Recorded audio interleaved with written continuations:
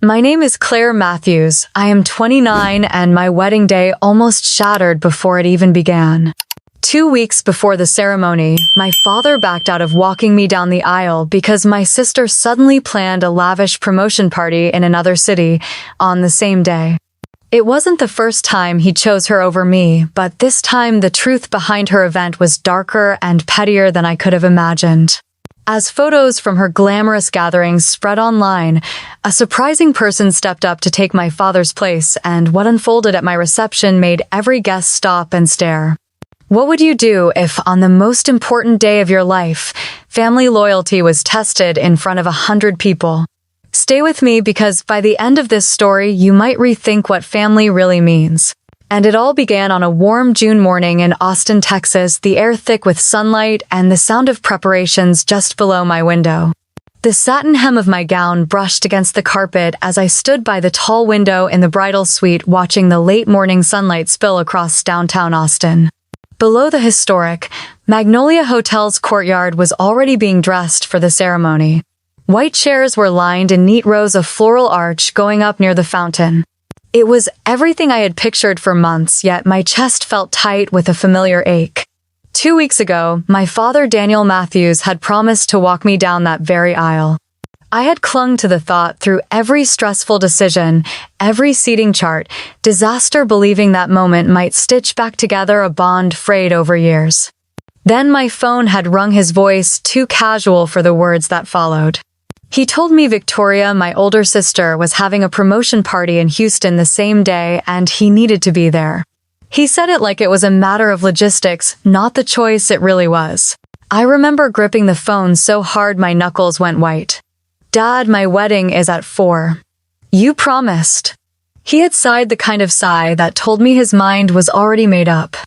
I'll try to make it for the reception, Claire. But this is a big deal for your sister. She's worked hard for it. The lump in my throat had made it hard to speak.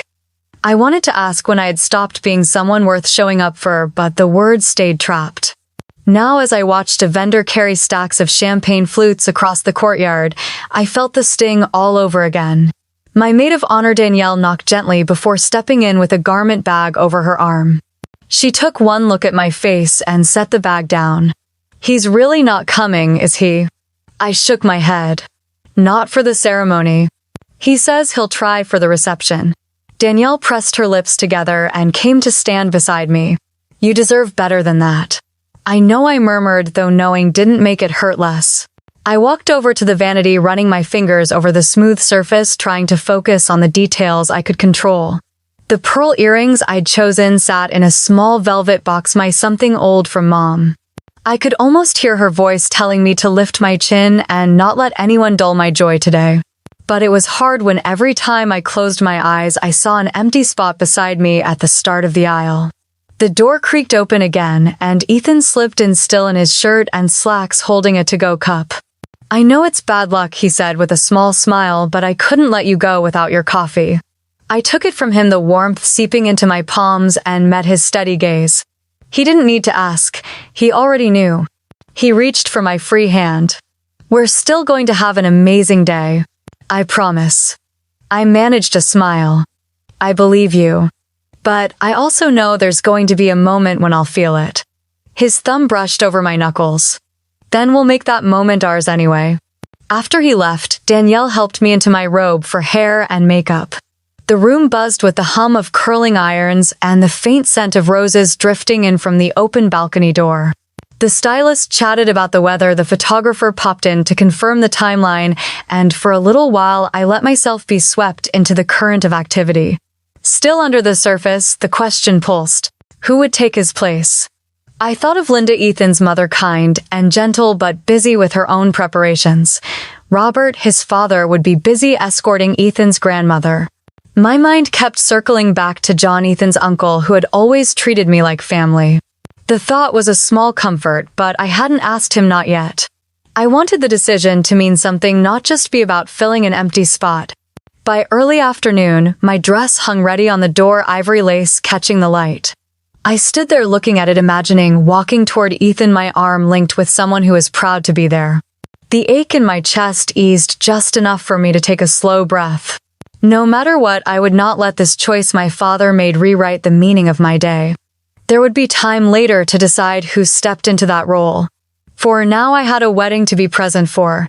Somewhere down the hall, music from the string quartet floated up a soft prelude to the evening ahead. I closed my eyes, letting it wrap around me like a reminder that joy could still belong here.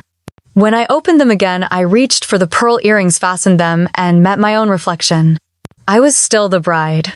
And I would still walk down that aisle with or without him. The last time I wore pearls was at my mother's funeral in 2010. I was 16, sitting in the second row of the chapel in San Antonio, trying to keep my hands from shaking. Margaret Matthews had been the anchor of our family, the one who remembered every recital, every science fair, every dentist appointment. When the cancer took her, it felt like the air in our house changed overnight. Dad was working in Dallas back then, commuting 4 days a week, and when he was home, he was more like a shadow than a presence. That left Victoria at 18 to step into the role of the woman in the house. At first, I thought it meant we would grow closer, sisters leaning on each other. Instead, it became clear she had her own idea of what control meant. She started with small things like deciding what we had for dinner or how the living room was arranged.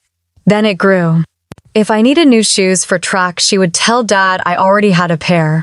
When I asked for help with college applications, she told him I was being dramatic about deadlines. Dad, worn thin by work and grief, took her word for everything. The first real crack in my trust came the day of the citywide scholarship awards. I had worked for months, staying up late to perfect my essays, keeping my GPA flawless. I was supposed to walk across that stage with my counselor by my side and my family in the audience. Instead, Dad never showed. Later that night, he told me he had thought the event was canceled. Victoria had mentioned something about me changing my mind. I remember nodding quietly while my chest burned. It was the same on my high school graduation day. I scanned the bleachers as our class filed in looking for him. I spotted Victoria sitting with her friends, but Dad's seat was empty. When I asked later, he said he had to cover an emergency meeting in Dallas. I later overheard him on the phone thanking Victoria for letting him know I didn't mind if he missed it. That night, I cried into my pillow until my throat ached. By the time I turned 17, I understood the pattern. She told him versions of events where I was ungrateful, forgetful, or simply not worth the trouble. He believed her because it was easier than facing the grief he carried. I stopped trying to correct the lies. My focus turned to getting out. The University of Texas at Austin became my escape plan. I poured everything into my applications and worked weekends at a coffee shop to cover what scholarships didn't. When my acceptance letter came, I didn't tell Victoria for 2 days, savoring the secret before it could be twisted into something else. It wasn't until my first semester in Austin that I learned the full extent of her manipulation. I had gone to the bank to set up my own account, finally 18 and independent. The manager mentioned a trust my mother had left in my name. I froze because I had never heard of it. He explained it had been transferred to Victoria the month after Mom passed. The paperwork had my father's signature granting permission on my behalf because I was a minor. I walked out of the bank in a daze, the late afternoon sun glaring off the windshield of my old Toyota. The trust had been meant to help me start my adult life, maybe even buy my first home. It was gone before I could even know it existed. I called Dad that night, my voice shaking. He said he thought Victoria would manage it for both of us. That was the last time I tried to make him see her for who she was. In Austin, I built a life away from the suffocating weight of their alliance. I found friends who knew me as more than the younger sister in Victoria's shadow. I worked 2 part-time jobs and learned how to stretch $50 over a week of groceries. I told myself that distance was enough, that I could keep the worst parts of my family in the rearview mirror. Yet standing here today in this gown, the echo of those years feels closer than ever. The choice my father made 2 weeks ago is only the latest in a long line of decisions that told me where I ranked. The music down the hall changes to a brighter melody and the chatter from the courtyard drifts up. My makeup artist steps back, tilting her head to check her work. "You look beautiful," she says. I nod, offering a small smile in the mirror. On the surface, I do look like a woman about to have the happiest day of her life. but deep down a quieter truth hums. I learned a long time ago that some absences tell you more than any words could. The knock at the door startles me, and Danielle peeks in again, her phone in hand. The photographer is ready for the first look, she says. I stand smoothing my robe over my lap and take one last glance at the pearls in my ears. My mother's pearls. They feel heavier now, as if carrying all the weight of what was lost and what I chose to leave behind. I follow Danielle into the hallway, the hum of conversation growing louder with each step. When I first moved to Austin for college, my plan was simple. Study hard, graduate on time, and carve out a life that no one in my family could take credit for. I chose communications as my major, partly because I loved the power of words and partly because I knew I could excel. 4 years later, I walked across the stage at the Frank Erwin Center with honors cords around my neck, my name called in the same even tone as hundreds of others, but to me it sounded like a victory bell. No one from my family sat in the stands that day. Instead, I posed for pictures with my roommates, holding my diploma like proof that I could survive on my own. It was a few months after graduation that I met Ethan Carter. I was attending a career development seminar at the Hilton downtown, wearing my best navy dress and carrying a stack of freshly printed resumes. During the coffee break, I found myself next to a tall man with sandy blonde hair, leaning against the refreshment table while stirring cream into his coffee. He glanced over, smiled, and asked if I was enjoying the event. There was something steady about his presence, like he was rooted to the ground while the rest of the room buzzed. We talked about work, about the challenges of starting out in our respective fields. He was a civil engineer with a mid-sized firm in Houston in town to give a presentation on urban infrastructure projects. By the time the next session began, we had traded business cards. That night, he sent me an email saying it was nice to meet someone who actually listened. Our first date was dinner at a small Italian place near the river. Ethan was attentive without being overbearing, the kind of man who asked questions and remembered the answers. Over the next few months, we found reasons to see each other between our busy schedules. He would drive up from Houston on Friday nights, and I would meet him halfway for Sunday brunch when I could. The more I learned about him, the more I realized how different his world was from mine. His parents, Linda and Robert Carter, lived in a spacious brick home in the Woodlands. From the first dinner I attended there, I felt the warmth in how they treated each other. Linda hugged me like she had known me for years, and Robert asked about my work with genuine interest. Even Ethan's younger brother Eric teased him in the way only siblings can, but made sure to include me in every conversation. It was the first time I had been in a family setting where the laughter felt easy, and no one was looking for a way to cut someone down. It was at one of those dinners that I met Jonathan Harris. Everyone called him Uncle John, though he was technically Ethan's mother's cousin. A retired English literature professor, he had a gentle wit and an encyclopedic memory for poetry. He noticed I was scanning the shelves in the Carters' living room and asked if I liked Dickinson or Frost better. When I admitted I had always been partial to Mary Oliver, his eyes lit up. From that night on, we would trade book recommendations and snippets of writing over email.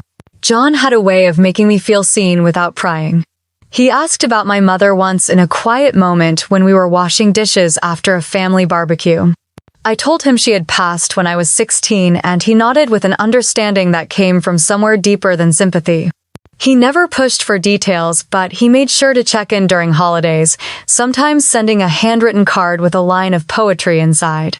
The more time I spent with the Carters, the more I began to understand the phrase chosen family.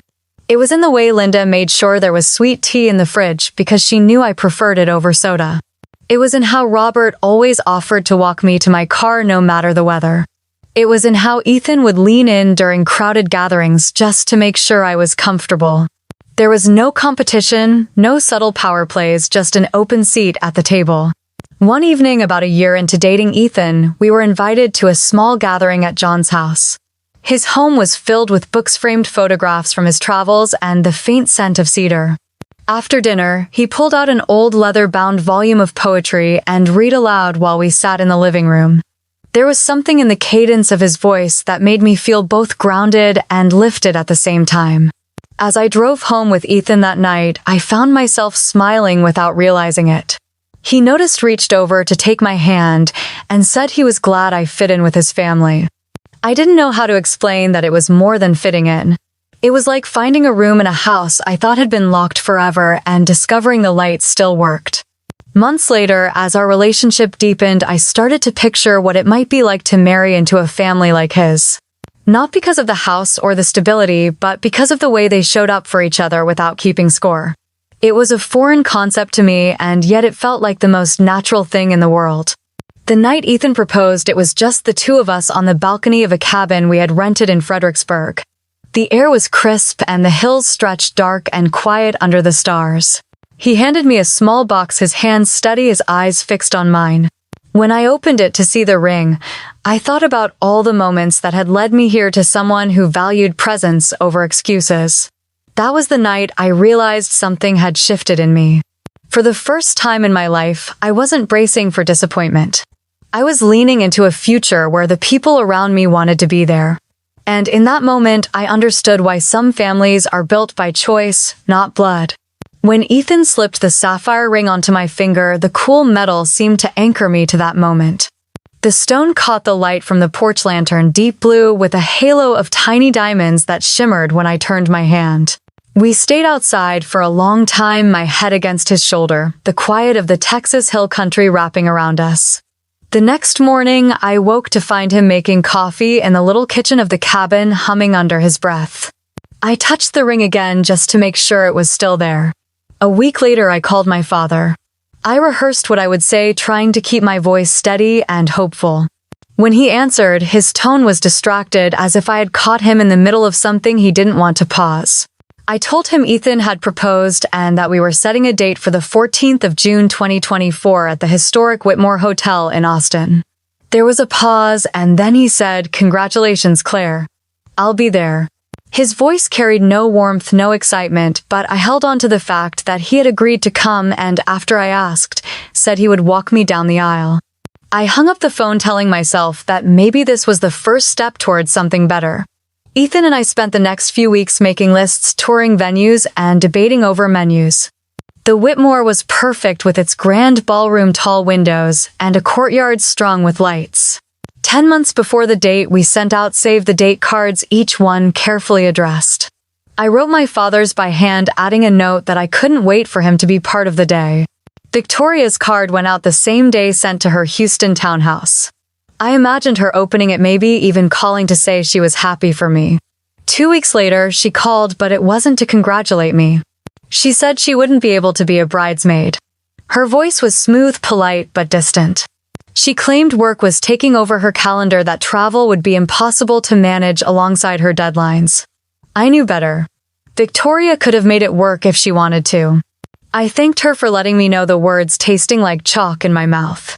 When I hung up, I stared at the guest list spread across our kitchen table and felt the old ache in my chest, the one I thought I had buried years ago. Ethan noticed. He came over, wrapped his arms around me, and said we would make it a beautiful day regardless. And for a while, I let myself believe him. We chose our colors, ivory and deep green, and found a florist who could weave wildflowers into the arrangements. I picked my dress on a rainy afternoon with Danielle by my side, the two of us laughing under the hum of the boutique lights. In the quiet moments, though, I kept picturing my father at the end of the aisle waiting for me, and I hoped that maybe for once the moment would mean as much to him as it did to me. One evening in February, Ethan's family invited us over for dinner. Linda asked about the planning, listening intently, offering small suggestions without pushing. Robert joked about learning a father-daughter dance in case Daniel got cold feet. I laughed, but something inside me clenched. It was hard to explain to them that my father's presence at the wedding felt like balancing a fragile glass on a ledge, one wrong move away from shattering. In March, I met my father for coffee in Dallas. It was rare for him to initiate a meeting, so I took it as a good sign. We sat in a quiet corner of a cafe, the morning light slanting across the table. He asked about the wedding plans in a way that sounded like checking items off a list. I told him about the ceremony, the string quartet, the reception menu. He nodded, then asked if Victoria had found a dress yet. I reminded him she wasn't in the wedding party. His eyebrows lifted as if this were news to him, though I knew he had been told. He changed the subject quickly, talking about a new project at work, and I let it go. As spring turned into early summer, I filled my days with fittings, tastings, and last-minute details. Sometimes late at night, I would take the ring off, place it in its box, and trace the outline of the sapphire with my fingertip.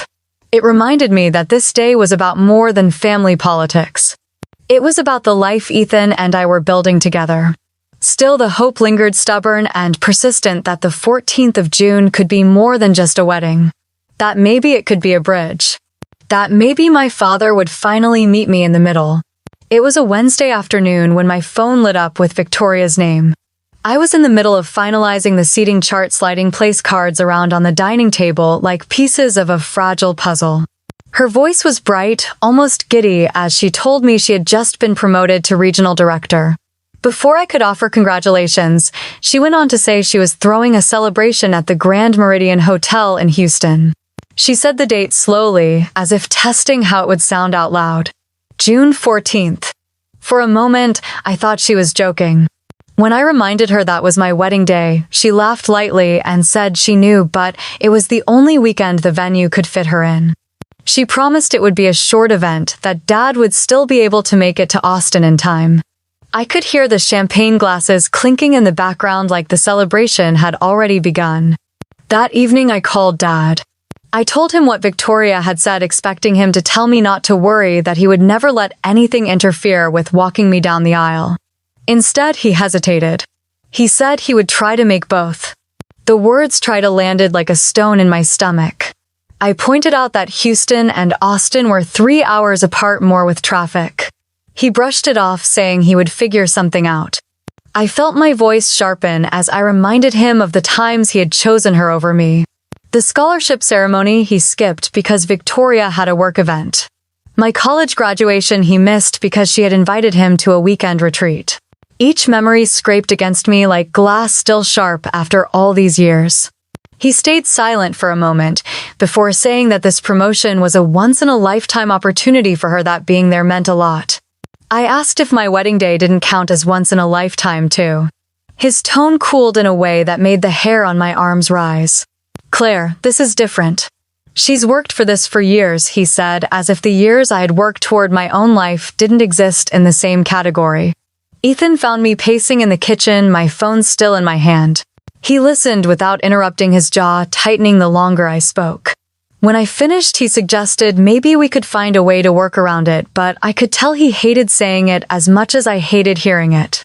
The next morning, I sent Dad an email with the wedding timeline, noting exactly when he would need to be in Austin for the ceremony. He replied a few hours later with one line: "I will do my best." There was no promise in it, no certainty, only the same vague commitment that had disappointed me for years. I tried to throw myself back into wedding prep, but every decision now felt shadowed by the possibility of him not being there. Danielle noticed I was quieter than usual during our brunch date. She reached across the table, covered my hand with hers, and told me that no matter what happened, the people who loved me would be there. I nodded, but the image of my father's empty place at the start of the aisle wouldn't leave my mind. One night in May, I drove to Dallas to see him in person. We sat on his back porch, the air thick with the smell of freshly cut grass. I told him plainly that I needed to know if he was walking me down the aisle. He looked away toward the fence, tapping his glass against his knee, and said he couldn't give me an answer yet. That was when I understood this wasn't about scheduling or traffic.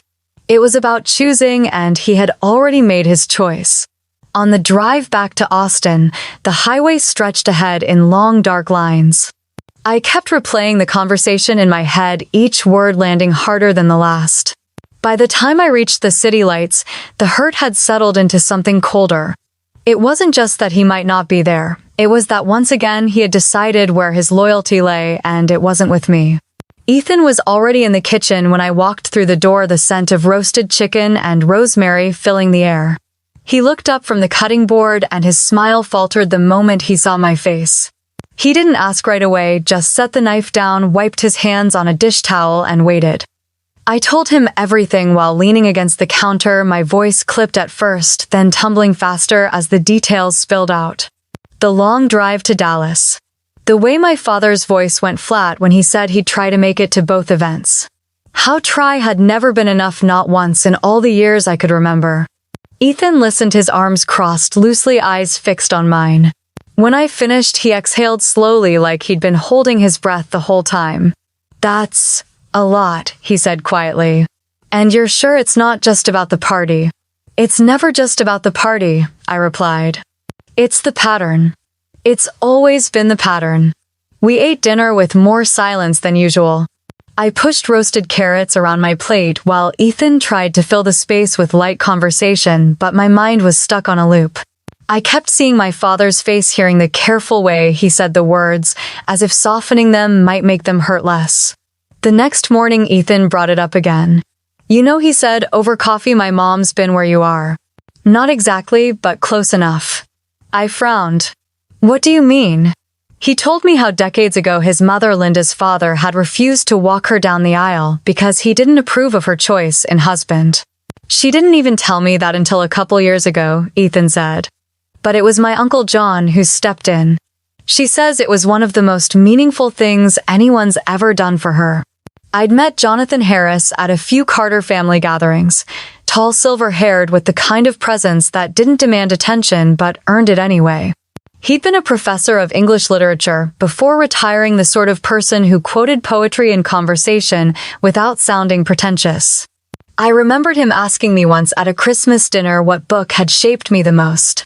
No one had ever asked me that before. "Do you think he'd—" "I don't know," I began, hesitant, "even consider doing something like that again." "I think you should ask him," Ethan said without hesitation. "If anyone would understand, it's him." By afternoon, I had worked up the nerve. I sent John a text asking if he had time for coffee the next day. He replied within minutes, suggesting a small cafe on South Congress with brick walls, weathered wooden tables, and the smell of fresh espresso that lingered in the air like a promise. When I arrived, John was already there, reading a paperback so worn the spine was nearly white. He stood to greet me, his handshake warm, his eyes kind but curious. We ordered coffee and sat by the window, the late afternoon sun casting soft light across the table. I didn't circle the point. I told him about my father, about the wedding, about the way the possibility of walking down the aisle alone made my stomach twist. My voice caught once, but I pushed through. John listened without interrupting, his brow furrowed slightly as if cataloging every word. When I finally asked if he would walk me down the aisle, there was no hesitation. "It would be an honor," he said, his voice steady. "I'll be there early, help with whatever you need." No bride should feel alone at that moment. The relief that washed over me was almost dizzying. I hadn't realized how tense I'd been until that moment. John reached across the table and rested his hand over mine. "Your mother would be proud of the woman you've become," he said. "And she'd be glad you'll have someone beside you who sees you for who you are." I swallowed hard, the lump in my throat making it impossible to speak right away. When I told Ethan later that night, his smile was quiet but unmistakably proud. He pulled me into his arms and said, "You deserve people who choose you without conditions." The following week, John called to confirm he'd booked a hotel in Austin for the wedding weekend. He mentioned bringing an old friend retired from event coordination who could help manage any last-minute chaos. The confidence in his voice made me feel like the day might actually run smoothly even without my father. From then on, the tight knot of anxiety in my chest loosened. It wasn't gone entirely. I still thought about what it would be like to see my father at the ceremony, to watch him avoid my gaze, but the knowledge that John would be there gave me something solid to hold on to. One evening, while going over the seating chart, I realized I was actually looking forward to that moment. The walk, the music, the feeling of someone steady at my side. For the first time in weeks, it didn't feel like a compromise. It felt like the right choice all along. That night, I fell asleep quickly, the image of John's reassuring smile replacing the replay of my father's clipped voice. Somewhere in the quiet between wakefulness and dreams, I realized I had stopped wishing my father would change. I had started building the day around the people who already showed up. The sunlight spilled through the curtains before my alarm even went off. For a moment, I lay still, letting the quiet of the early morning settle around me. My phone buzzed on the nightstand. I reached for it expecting a good luck text from one of my bridesmaids, but the sender's name made my stomach tighten. Good luck today. Victoria's party is at 11, hoping to make it to your reception tonight. I read the words twice, then set the phone face down. The weight of them was familiar, another reminder that I was still second on his list, but I refused to let it define the day. I took a long breath, got out of bed, and wrapped myself in the robe hanging on the back of the door. The suite was already buzzing. Danielle was in the corner with a curling iron while Madison unpacked a tray of pastries. The air smelled faintly of hairspray and cinnamon. Morning bride Danielle called, her voice light. We've got mimosas and croissants. I smiled, letting myself be pulled into their chatter. The stylist arrived soon after setting up her tools while my makeup artist laid out palettes across the desk. I sat by the window, watching the city come alive outside, and let them work. Midway through my hair appointment, Madison glanced at her phone and frowned. Have you seen this? She asked quietly, tilting the screen toward me. It was a photo from Victoria's Instagram posted just minutes ago.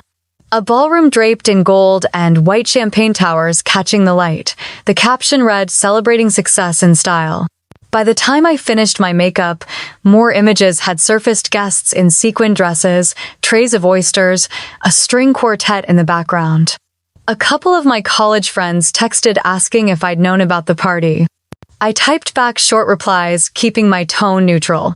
When I stepped into the main room to grab a drink, one of Ethan's cousins glanced up from her phone and said, "Wow, your sister's party looks amazing."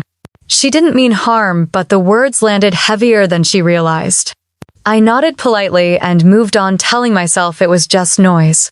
Today was not about competing with her. Late morning brought a knock on the door. When I opened it, John stood there in a crisp navy suit holding a small square box. His smile was warm, the kind that settled my nerves without a word. "I thought you might like to carry this," he said, opening the box to reveal a delicate handkerchief embroidered with tiny blue forget-me-nots. The edges were worn soft with time. "It was my mother's," he explained. "She carried it on her wedding day. I've kept it safe ever since. Something old, something blue." My throat tightened. "John, I don't even know what to say." "Just say you'll keep it," he replied. I folded the handkerchief carefully and slipped it into the pocket of my robe for now, knowing it would be tucked into my bouquet later. A few minutes after John left to meet Ethan's family, Linda arrived. She carried a small velvet pouch and handed it to me with a smile. Inside was a silver charm bracelet, each charm a tiny, intricate palm tree. "I've been saving this for someone who needed a reminder of strength," she said. The palm bends in the wind, but it doesn't break. Alongside the bracelet was a slim fountain pen with an engraved barrel. "From my years in design," she explained. "You'll need it for the guest book later." I clasped the bracelet onto my wrist and felt its cool weight settle against my skin. These weren't just gifts, they were pieces of people who had chosen to stand beside me. By early afternoon, the suite was filled with the sound of laughter and the soft clink of champagne glasses. The bridesmaids moved in and out of the adjoining rooms, steamers hissing, zippers sliding into place. I could still sense the ripple of Victoria's party in the air, someone's phone buzzing with another photo, a whispered comment passed between two guests, but I refused to let it break the surface of my calm. When Danielle helped me step into my dress, the room quieted. The fabric whispered against the floor, the lace sleeves hugging my arms just right.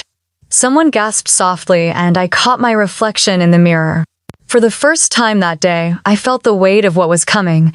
Not the absence, not the comparisons, but the moment itself. John returned just before the photographer arrived. He stood a few feet away, looking me over with a faint smile. "You're ready," he said, and somehow it felt less like a comment on my appearance and more like a confirmation that I was exactly where I was supposed to be. I glanced at the bouquet resting on the table. The florist had tucked the handkerchief among the stems, the blue flowers peeking through the ivory roses.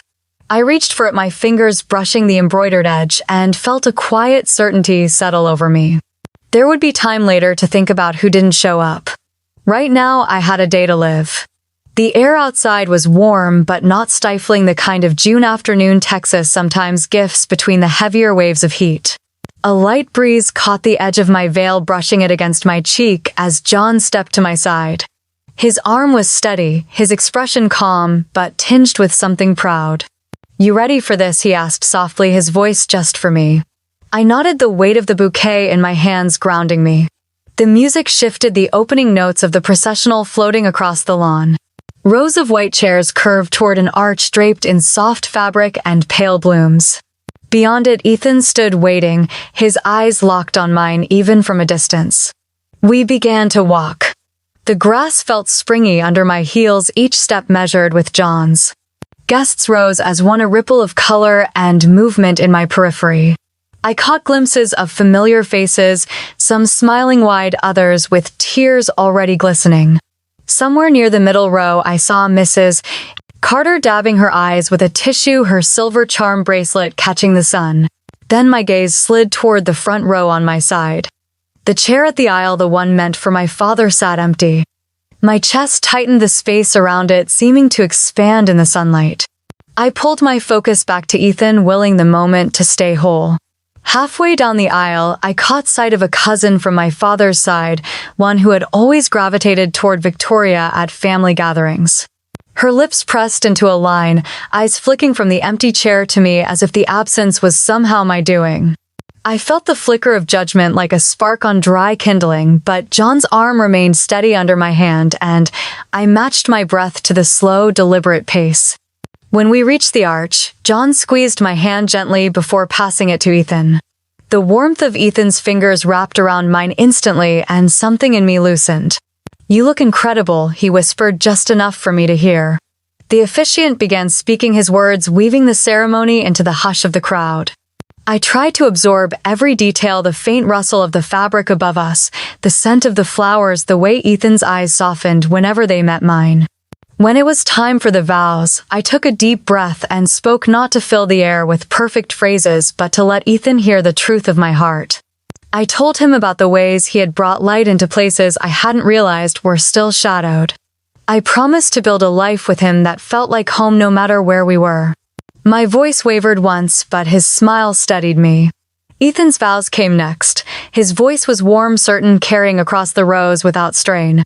He spoke of patience, of laughter, of choosing each other every day. He promised to guard my dreams as fiercely as his own. By the time he finished, I could hear sniffles scattered through the guests. The ring slid into place, cool against skin warmed by the sun. Then the officiant gave the words we had been waiting for. "You may kiss the bride."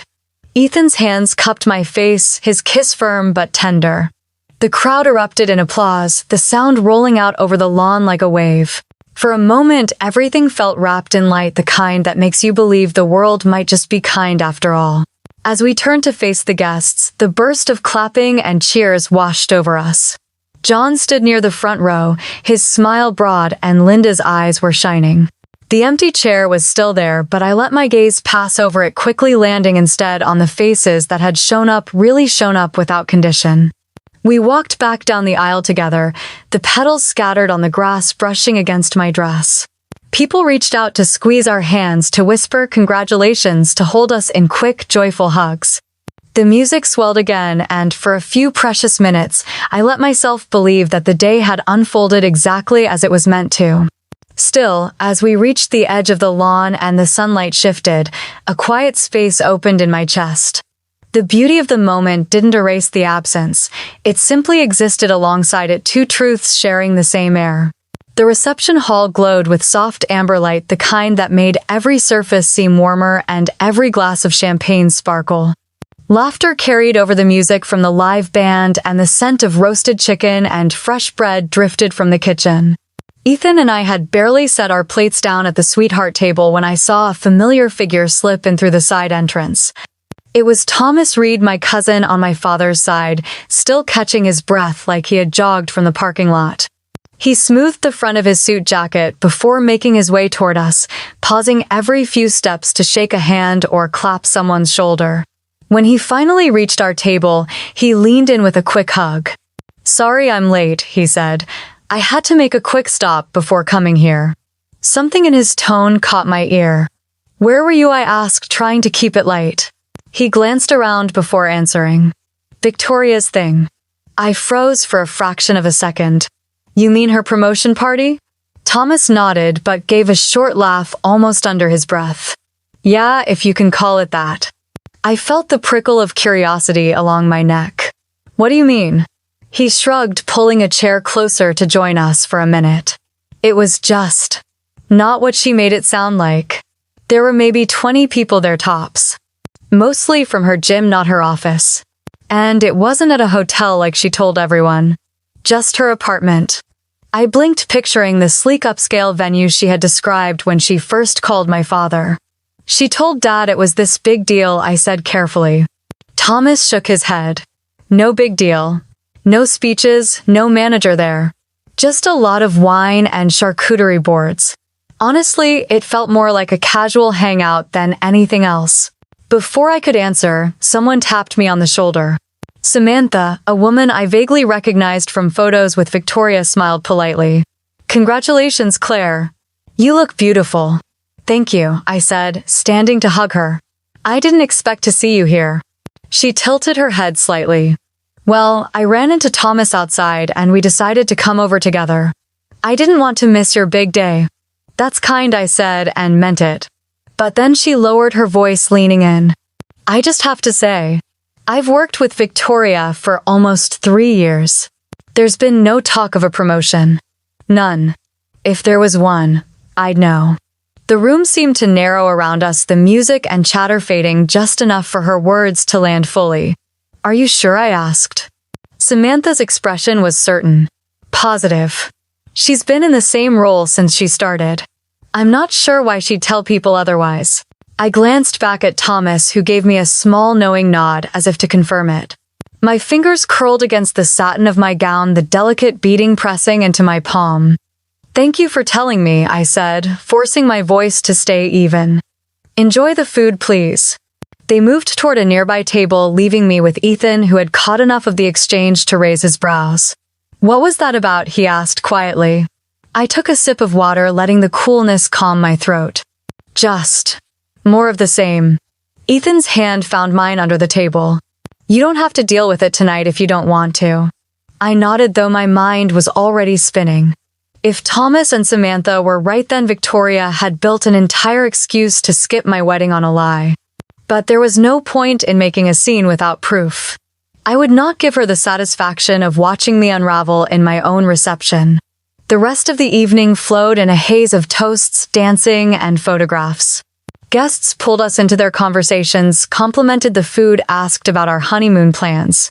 I laughed when I was supposed to, smiled when cameras flashed, even let Ethan spin me across the dance floor when the band played our song. But somewhere under all of it, a quiet pulse of disbelief kept tapping at the edges of my thoughts. When I saw John laughing with Linda near the dessert table, I made my way over, grateful for the familiar anchor. He pressed a plate into my hands, piled high with lemon cake and chocolate truffles. Best part of the night, he said with a grin. I smiled back, letting the sweetness on my tongue push aside the sour taste in my mind, if only for a moment. The truth was there, now sitting between the layers of the day, but I wasn't going to touch it yet. Not until I had something I could hold up to the light without question. Later, as Ethan and I stepped outside for a moment of air, the faint hum of laughter from the reception drifted after us. The night sky above Austin was clear, the city lights soft on the horizon. I leaned into him, letting the warmth of his arm around me be the last thing I focused on. There would be time soon enough to follow the thread of what I'd learned. Tonight, I would keep the fabric of this day intact. The reception was winding down when I saw him. My father stood in the doorway, scanning the room as if unsure where to start. The sight of him here after everything sent a complicated wave through me. He wore the same navy suit I had imagined seeing when we walked together down the aisle, except that moment never happened. I stepped away from the conversation I was in and crossed to him. You made it, I said, keeping my tone steady. His smile was faint. Traffic from Houston was rough. I'm glad I caught some of it. Some of it, I repeated in my head. Not the vows, not the first kiss, not the walk we were supposed to share. I hesitated, then asked, how was Victoria's party? He blinked, caught off guard. It was fine. Small but important for her. Before I could respond, Thomas appeared at my side like he had been waiting for his cue. He greeted my father politely, then pulled his phone from his pocket. "Claire, you should probably see this," he said, tilting the screen toward me. It was a screenshot of a text conversation. The contact name was Victoria. The message from her read clear as day. If her big day falls apart, maybe she'll finally see she's not the center of the universe. The breath left my chest in a slow, controlled exhale. "When did she send this?" I asked. 2 weeks ago, Thomas said. Right after she called to tell Dad about her promotion. My father frowned, shifting his weight. That doesn't sound like her.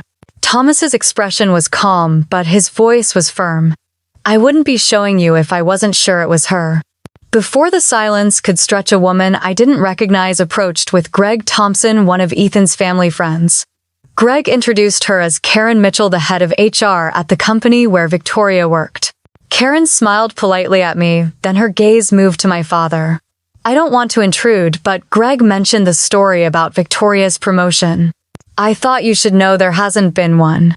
And this, she said, holding up her phone, is an email she supposedly sent from her work account announcing it. It's fake. Our IT team confirmed it didn't come from our servers. My father's jaw tightened. Are you certain? Positive, Karen replied. I've managed that department for years. There's no role change, no title change, no salary change. Around us, the nearby guests had quieted, drawn by the change in tone. I could feel their attention settling like a weight on our small circle. My father looked from Karen to Thomas to me. His eyes held the first flicker of uncertainty I had seen all day. Why would she? He started, then stopped, shaking his head. Thomas's voice was low, but it carried, because she didn't want to be here. And she didn't want you here either.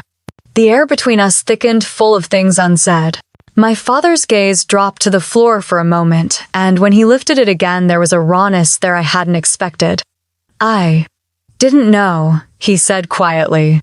The music from the band played on, light and romantic, but in our corner of the room it felt out of place.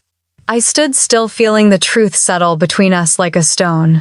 My father's shoulders sagged just slightly, the confident posture I'd grown up with bending under the weight of what he was hearing. Guests nearby pretended not to listen, but their sideways glances and the faint hush in their voices told me otherwise. My father must have felt it too, because he straightened as if bracing himself against the exposure. I thought I was doing right by her, he murmured. This wasn't about right by her, I said, my voice softer than I expected. It was about showing up for me. He held my gaze for a long moment, something conflicted moving in his eyes. Then, with a small nod that looked more like surrender than agreement, he stepped back. The conversations around us slowly picked up again, but the air hadn't cleared. I didn't push further. Not yet. The night was still mine, and I wasn't going to let her lies steal what was left of it. My father arrived quietly, as if slipping into the room without wanting to disturb the celebration. For a moment, I wondered if I was imagining him there, standing just beyond the cluster of guests near the dessert table, scanning the room as though looking for a safe place to land. His suit jacket was unbuttoned, his tie slightly loosened, and when his eyes found mine, something in his expression faltered. He walked over, hands in his pockets, and stopped a few feet away. I wasn't sure if he'd speak first, but he surprised me. You look beautiful, Claire. I should have been here from the start.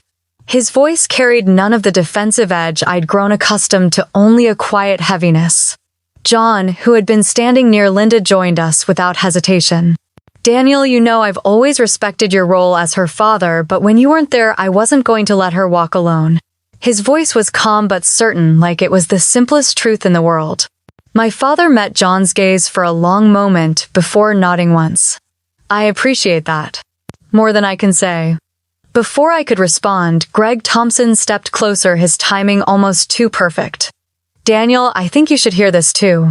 He glanced toward Karen Mitchell, who had been quietly speaking with 2 other guests. Karen, would you mind repeating what you told me? Karen approached, her professional poise unshaken despite the hum of conversation around us. I confirmed through our internal channels that no promotion was issued to your daughter at our company. The email she circulated was fabricated, and the recipients she invited were not members of our staff. A ripple passed through the nearby tables. Someone behind me murmured something about integrity, and another voice asked if this was related to the promotion party they'd seen on social media. Daniel's jaw tightened.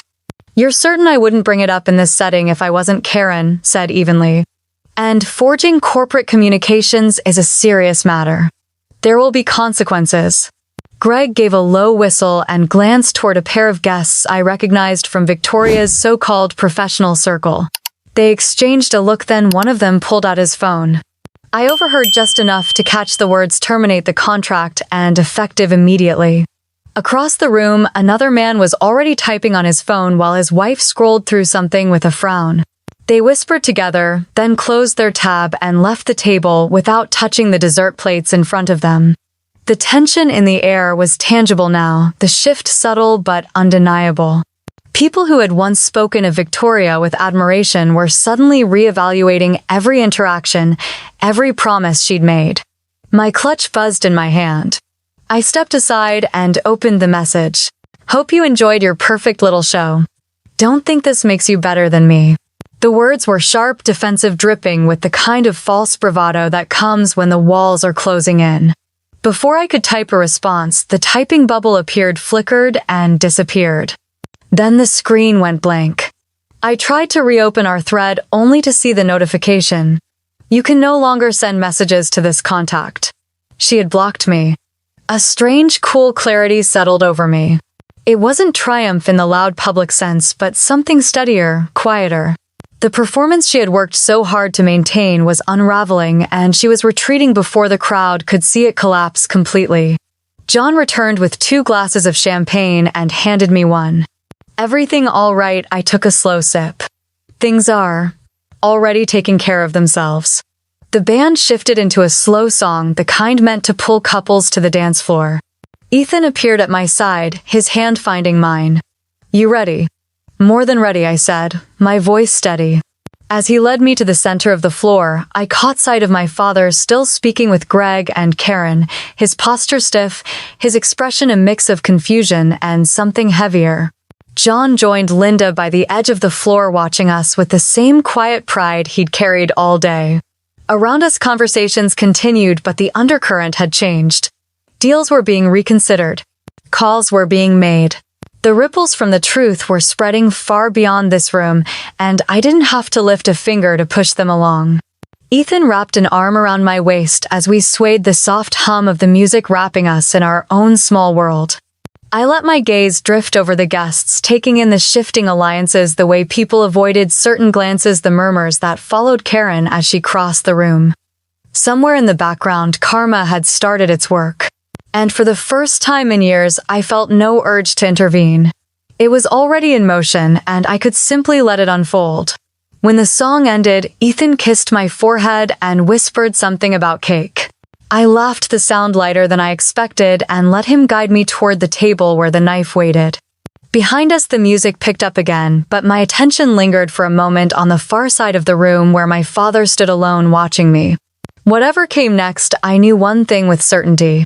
Tonight belonged to the people who had shown up, and no amount of her absence could change that. We left for Italy before sunrise, the city still quiet as the car pulled away from the curb. On the flight, I held Ethan's hand and let sleep come in small waves, the kind that smooth the edges of sharp memories. The Amalfi Coast met us with lemon trees and glittering waterstone stairs that made our calves ache in a good way, and evenings that smelled like salt and basil. We turned off our notifications and let the days stretch long. We swam, we read on a narrow balcony, we learned the names of pastas I had only seen on menus.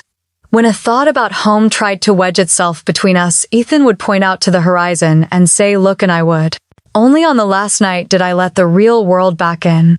My phone blinked awake to a row of missed calls and voicemails from my father. The oldest message was stilted and formal. The next a little softer, and the most recent one raw, in a way I barely recognized. He said he had been wrong. He said he had chosen the easy story over the true one. He asked for a chance to face me without excuses. I listened more than once, each time feeling a different part of the tight knot inside me loosen and then tighten again. Back in Austin, the heat felt heavier after the sea air. We unpacked and did laundry and put our wedding gifts in neat stacks on the dining table. Late that afternoon, I sat on the couch, the room golden with late sun, and called him. We agreed to meet at a small cafe in San Marcos that weekend. Neutral ground, a place without old grooves for either of us to fall into. He was there before me at a corner table with 2 cups already on the tray. He stood as I walked in, and for a second we just looked at each other the way people do when both are trying to read a map neither of them has seen before. He said I look well, and I said thank you, and we sat. For a while, he stayed with safe questions about Italy, about the food, about the color of the water. Then the words he had been keeping came out in a rush. He said after Mom died, he handed the house and the rhythm of life to Victoria because he did not know how to carry it. He said she became the filter between us, and he let it happen because it made the days easier. He said he had told himself that the distance I kept was normal teenage independence when it was really me protecting myself. He said when he read those texts at the reception and saw the way people looked at him, he felt the ground he stood on tilt. I let him speak. When he stopped, the noise of the espresso machine filled the space between us.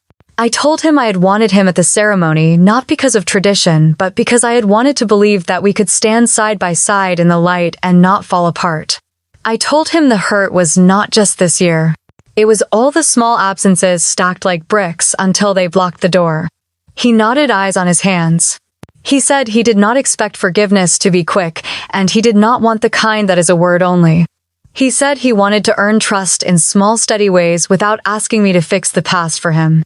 He admitted he had not questioned Victoria for years because it was easier to accept her version than to examine his own choices. He said he had already called his doctor to ask for a referral to a therapist, and he would go whether I met with him again or not. I believed him. Not because of the apology itself, but because the shape of it was different. There were no explanations dressed up as reasons. There were only facts and the weight of them. I set boundaries. I told him I would not discuss my private life through anyone else. If he had a question, he would ask me, and if I said I needed time, he would give it. I said there would be no more last-minute maybes that treat my milestones like errands. If he said he would be somewhere for me, he would either show up or give me real notice he could not. I said I would not listen to him compare me to Victoria again, not in praise and not in criticism. He listened and wrote it down in a small notebook like he was afraid of losing the details. He asked if he could see me again in a few weeks. I told him yes, but that the pace would be mine. He accepted that without flinching. When we stood to leave, he asked if he could hug me. I hesitated long enough to feel the old ache, then stepped forward and let it be brief and careful. In the parking lot, he turned back and said he was proud of the woman I had become. For once, the words did not slide off me. They landed and stayed. On the drive home, I rolled the window down and let the warm air tug at my hair. I thought about how a single day can hold both grief and relief, how they can sit at the same table and not cancel each other out. I texted Ethan that I was on my way, and he sent back a heart and a picture of dinner coming together, chopped herbs on the cutting board and a pan simmering on the stove. The next week brought small updates that moved the story forward without my hands on it. Karen sent a brief note to say the internal review at Victoria's company was underway. Thomas texted that a couple of her clients had canceled contracts after learning about the fake email. I did not cheer and I did not gloat. I let the information pass through me and keep going. Some lessons arrive like a hammer and some like a slow tide. Either way they arrive. Ethan and I invited the Carters and John for a quiet dinner at our place the following Friday. I set the table with a mix of new wedding gifts and old dishes that had moved with me through 3 apartments. Linda brought a salad and a bottle of wine she had been saving for us. Robert carried in a pie that made the whole room smell like cinnamon. Eric showed up with a stack of board games and a grin. John arrived last, a small box in his hands. He said it was a little something he had held back on the wedding day because too many gifts make a moment blur. Inside was a slim book of poems with a ribbon tied through the spine. He said he had marked a few pages that felt like the start of a life. We ate and told stories and left the heavy parts in the hallway. At one point, Linda reached across the table and squeezed my hand, the same gesture she had made the first time I had dinner there years ago. I met her eyes and felt steady in a way I had not felt in a long time. John asked Ethan to turn down the music and then made a small toast without standing. He said family is a choice you make every day and that the proof is always in who shows up when the room is quiet. No one clapped, we just breathed it in.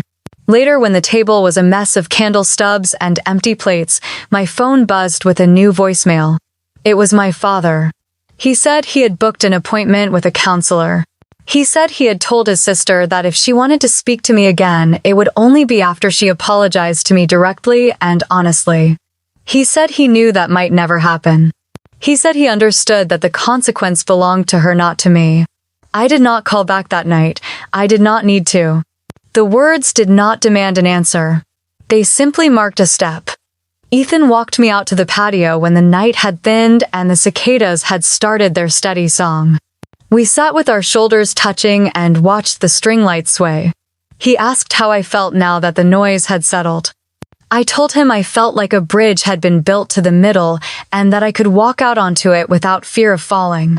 I told him I finally understood that letting go of the hope that someone will change is sometimes the same as making space for the change to begin.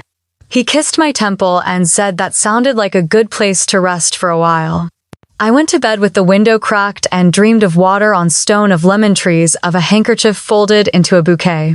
In the morning, I woke before the alarm, the house quiet around me, and I thought of that empty chair at the ceremony and of all the chairs that had not been empty. The picture in my head shifted. The emptiness no longer took up the front row. The faces that had shown up did. If you have ever stood in a moment where the person you expected to be there did not arrive and someone unexpected stepped into the light for you, I would love to hear about it. Share your story in the comments so others can find a piece of their courage in it. If this journey felt true to something you have lived, tap like so it reaches someone who needs it tonight, and subscribe for more stories of family forgiveness and the kind of justice that comes when we choose each other on purpose.